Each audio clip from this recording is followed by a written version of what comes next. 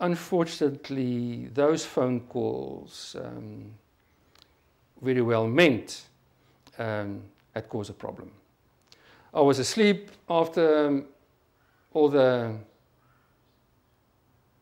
action and adrenaline, and sometime at night I was woken up and it was my commanding officer, Commandant Simon van Garderen.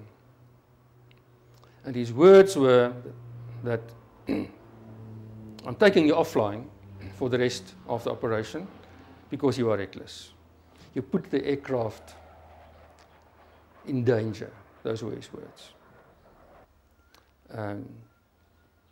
And then he explained about how people told him how low I flew during the operation.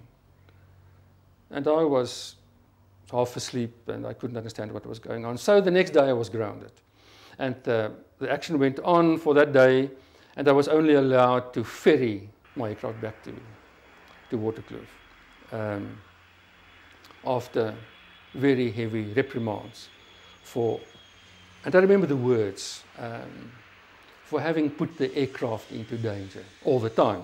And I thought, oh my goodness, what about the lives on the ground? What about the people who were in danger?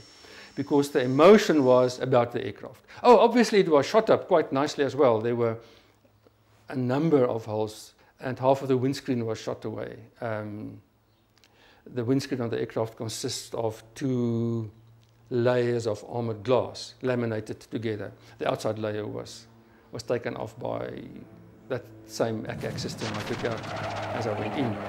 We had to report to the Chief of the Air Force, waiting for us at Fighter Command. I wasn't introduced to the Chief of the Air Force. One of the other pilots was introduced as having been around with the tanks. I was sidelined completely. And one of your questions I remember you talked about was there a low point in your career? That was the low point in my career. Later on, I was told at the squadron that I was going to be court-martialed for having put an aircraft into danger.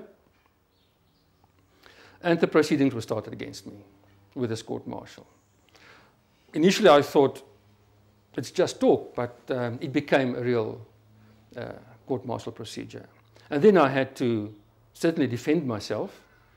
And I thought about this for a long time. And I thought of going to some legal counsel and ask for advice. In fact, I was advised by people to get legal counsel, to assist me during this court-martial. And I thought, I don't want to do that because this thing will go away. And in the end, I had to respond. It was time now for me to, to file my response, and I wrote a one-liner as response. And I said, nobody had warned me that war had become dangerous. And that was the beginning and the end of my defense against the court-martial. I don't know what effect that had. Subsequent to that, back at the squadron, the relationship between myself and Simon had deteriorated, which was sad because this man was also the person that had taught me to fly in 1964. And I think he was a good instructor because up till then I had not had an accident with an aircraft yet. So for a number of weeks we had this cold existence at the squadron, which is no good. It's not good for the squadron, it's not good for the other people, and it's not good for any of us involved in that. And then one day, early morning, he called me into his office. I went in there, and he tossed a manila envelope across his desk to me. And he said to me, I want you to know that I have nothing to do with that. I thought that was the final call to attend the court-martial proceedings. And I thought, how can you say you had nothing to do with that? You had all to do with it. So I took it, went to my office and opened it, and it was a letter stating that I have been awarded the Honoris Crux decoration. Then his words that I had nothing to do with that became sort of a valid statement to me. I understand why he had said that. Obviously, then it turned out that the proceedings, the court-martial proceedings, had been withdrawn, and the decision was made to do that. The actual receiving of the decoration obviously means something to one.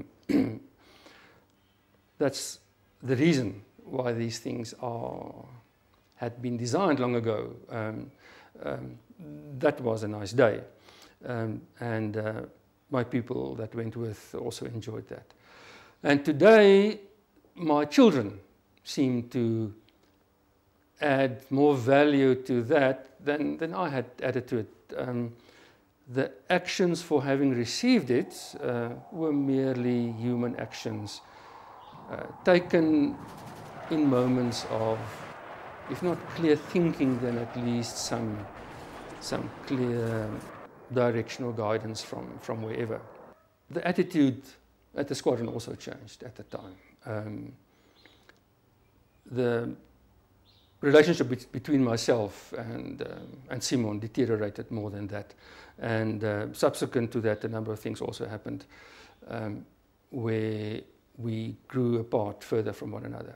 It's different now. I see Simon now and then, and I enjoy seeing him. And there are absolutely no hard feelings. I see a man that I think has successfully flown a number of aircraft. He has been a successful pilot, certainly. And when I see that and I talk to him, I respect that. So there are no carried over baggage because of that.